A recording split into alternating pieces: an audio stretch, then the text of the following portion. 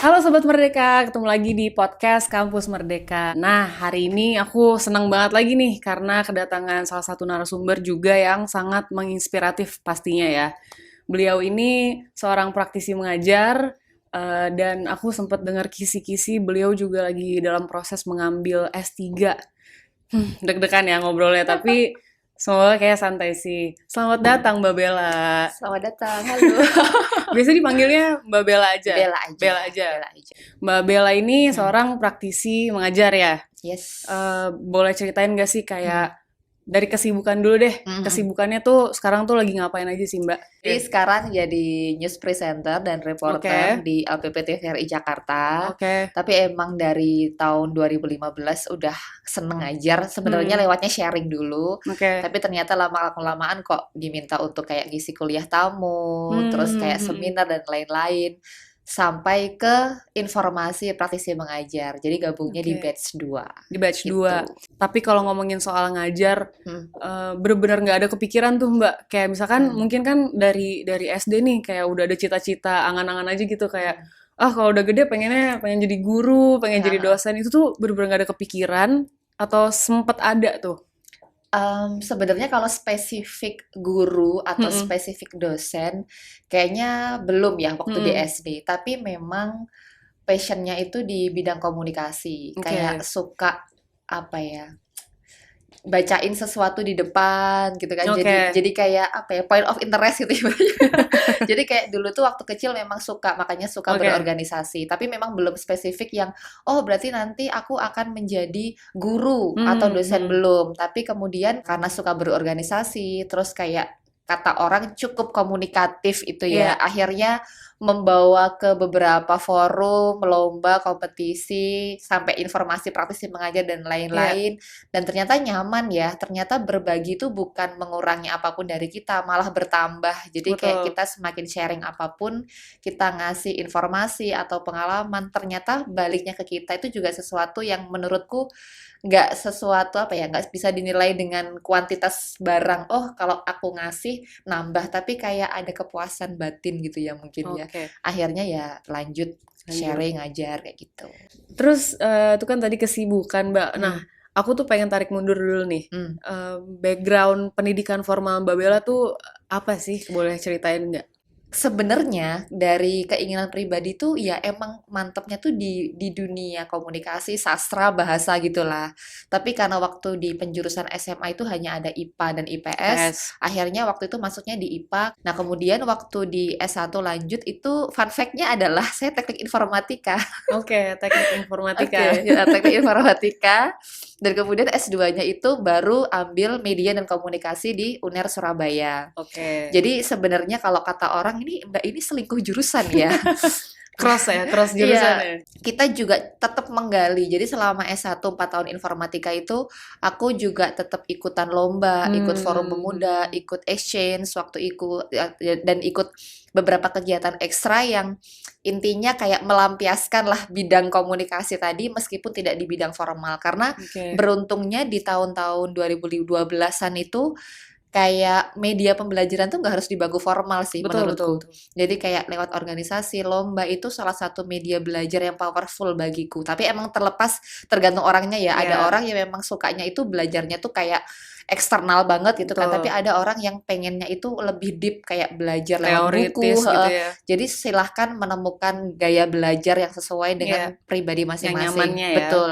Tapi kalau aku memang waktu itu belajarnya lewat situ. Jadi Oke. walaupun aku 4 tahun di teknik, 4 tahun itu aku tidak kehilangan pengalamanku di bidang komunikasi. Oke. Jadi ketika aku S2 mengambil ilmu komunikasi, memang secara teori memang kayak berat banget. Mm-mm. Tapi setidaknya kayak aspek basicnya public speaking, bagaimana aspek kita ramah menyapa orang, Iya, itu tidak terskip selama 4 tahun. Karena kan orang teknik kan kayak tagline-nya kan ngomong sama mesin gitu ya. betul, betul. Jadi kadang-kadang kan kayak disangka kurang komunikatif gitu Iya, kan ya. iya. Tapi bersyukurnya aku tidak melewati itu, sehingga Hmm. ketika di S2 itu tidak terlalu berat ketika sesi interview, ketika adaptasi Oke. dengan teman-teman yang humaniora gitu kan. Iya. Meskipun iya susah sih, awalnya kita belajar biner 1 dan 0 ibaratnya, tapi kita di humaniora kayak belajar konteks, kalau ngomongin apa tuh tergantung Ya, konteks, nggak 0 sama 1 nih, 0 koma itu juga diomongin kan ya kalau di betul. humaniora. Jadi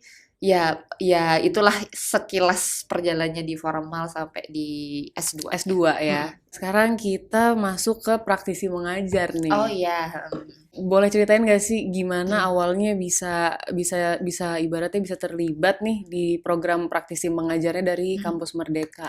Tahun berapa ya? 2021 kalau nggak salah. Mm-mm. Itu aku ketemu sama kakak kelasku. Oke. Kita ada sidang terbuka salah satu kenalan temenku.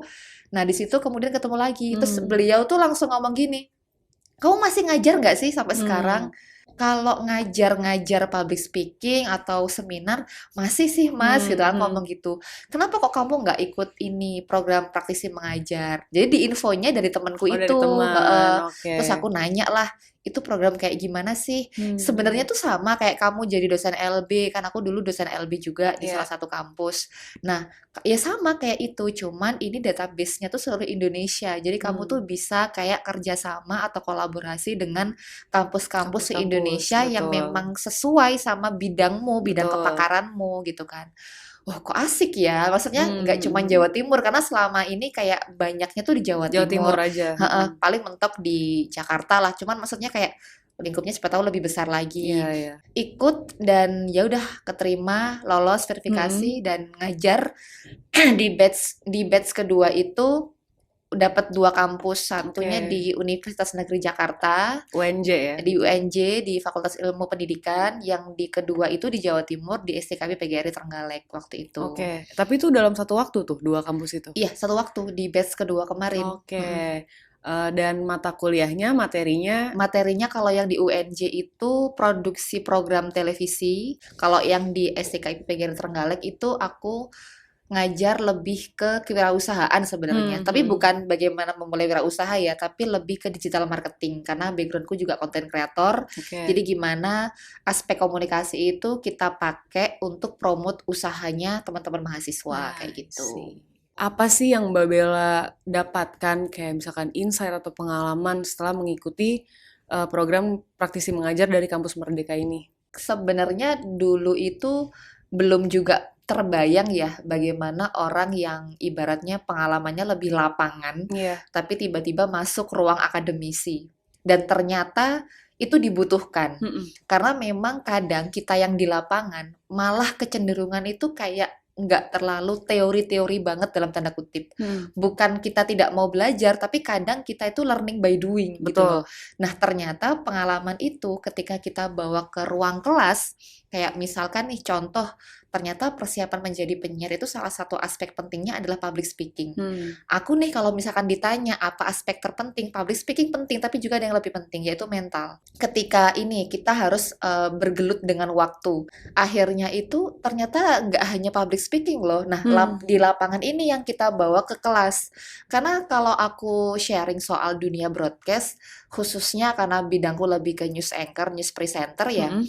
banyak mahasiswaku tuh yang nanya bahwa ya udah public speaking oke aja tuh udah cukup. Mereka mengesampingkan attitude, Iya.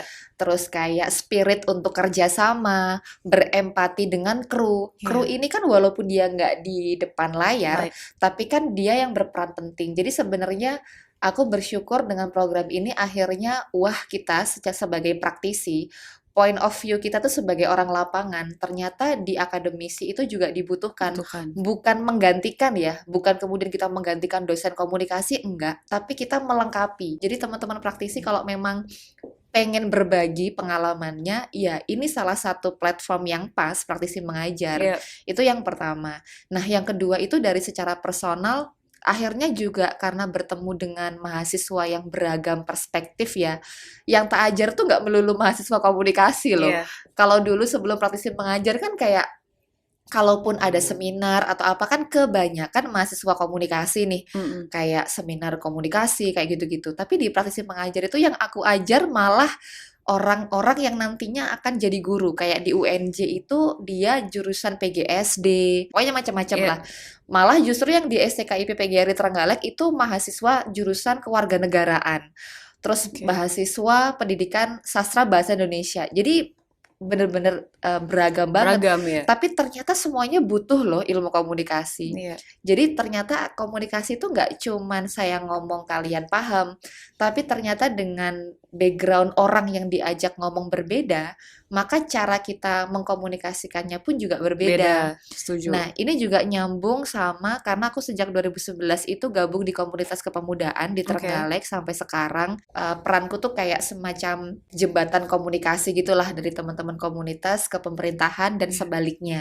Komunikasi tuh nggak soal daily activity aja kok, tapi juga soal public policy communication. Jadi Iya. bagaimana pemerintah itu menyampaikan suatu kebijakan dan bagaimana itu bisa mudah dipahami oleh masyarakat. Mm-mm. Tapi tantangan banget Mbak Rani, dulu tuh aku waktu pandemi lagi tinggi-tingginya, aku tuh ada murid, beliau itu dokter. Ya. Dokter minta kursus public speaking. Oke. Jadi kayak waktu itu, kan dokter udah ini ya terbiasa untuk Ngomong. mengkomunikasikan sesuatu ya. Iya. Tapi ternyata waktu itu beliau cenderung ngomong juga. Saya kalau ngomong sama teman-teman perawat, sama orang-orang di rumah sakit, bisa Mbak, banyak saya ngomongnya. Iya. Tapi saya kok ngerasa gagal ya ketika diminta rumah sakit untuk sosialisasi soal protokol kesehatan, Oke. soal vaksin, soal Oke. pakai masker. Nah, kemudian kita simulasi tuh gitu kan ya. Hmm. Nah, ada istilah-istilah medis yang terlalu medis, yang kalau audiensnya adalah orang medis, Awal ngerti, bisa iya, paham. paham. Tapi kalau audiensnya kayak Awam petani, ya kayak middle low secara Iya. education, Iya. bukan bermaksud merendahkan, tapi ternyata perlu penyampaian yang beda juga gitu kan. Dari situ akhirnya aku kayak penasaran nih sama yang namanya komunikasi kebijakan publik. Itu Oke. masih kebijakan soal pandemi ya, belum soal yang lain-lain lain-lainnya, gitu kan iya. ya. Oke. Nah, Kalau harapan Mbak Bella Mm-mm. sebagai praktisi mengajar Mm-mm. nih, harapan Mbak Bella mengenai pendidikan di Indonesia tuh kayak gimana sih? Oke, wah berat ya. Ini berasa kayak wawancara Putri Indonesia loh ya saya. Bener, makanya jawabannya harus bagus ya Mbak. Baik, terima kasih atas kesempatannya gitu ya. Harapannya sih lebih inklusif ya. Maksudnya Oke. inklusif itu based on konteks. Maksudnya kalau bicara general itu kebutuhan di daerah, kebutuhan daerah yang kota, daerah yang kabupaten, Ya. daerah yang provinsi, daerah yang secara nasional, itu menurutku agak beda-beda. Bedanya gimana? Akhirnya belum tentu yang kurikulum satu ini bisa ramah ke semuanya. Iya. Makanya ada konteks tadi yang Iya. tak sampaikan di awal. Sehingga teman-teman praktisi ini juga bisa menyesuaikan dengan kapasitasnya yang beragam. Kan ada tuh Oke. profesi sosial media spesialis, Iya. copywriter, terus kayak penyiar. Kayak penyiar pun juga ngerasa kayak emang ada orang di kuliah mau belajar jadi penyiar. Iya. Ternyata masuknya di broadcast. Ternyata masuknya di manajemen program televisi. Keyword-keyword ini loh yang kadang tuh kayak kita nggak bisa untuk menemukan kalau Iya. kita nggak pernah terjun di dunia akademisi. Akademis. Jadi harapannya nanti kalau memang kolaborasi Kampus Merdeka itu memang mau melibatkan para praktisi, juga ya keyword untuk di websitenya juga lebih diverse lagi, Diverse. sehingga bisa menjaring lagi praktisi untuk join di situ dan mudah juga ditemukan oleh para kampus yang Kampus, ya. membutuhkan. Mungkin itu sih, ya. Aku sangat seneng sih dengerinnya karena ini biar gimana juga ada banyak beberapa hal baru buat aku gitu, kayak informasi baru juga buat aku. Kebetulan aku juga lulusan komunikasi, jadi Oke. aku juga ya adalah ketertarikannya mengenai komunikasi ini gitu kan. Terakhir Mbak Bella, Deg-degan deh aku. 5 kali 70 berapa Mbak? Bercanda. 350. Wah cepet juga. Nggak, terakhir Mbak. Plan Mbak Bella ke depannya dalam waktu jangka pendek ini tuh apa aja sih? Kebetulan kan join lagi nih di praktisi mengajar batch 3. Oke, ikutan lagi nih Ikutan berarti ya. lagi, Berarti, dan maaf aku potong, berarti batch keduanya itu menyenangkan. Sehingga pengen ikut lagi nih batch 3. Asik. Ya karena memang tadi ya, karena ternyata mengajar itu seperti memberi lebih banyak, mendapatkan juga lebih banyak gitu ibaratnya. betul. Dan karena dosennya minta nggak cuma teori, jadi kita langsung by project. Jadi ada komunikasi yang berkaitan dengan event waktu itu Ya. di materi itu. Jadi nanti mungkin mau bikin create event bareng, gimana mulai promosinya, gimana kita nge-konsep eventnya, Iya.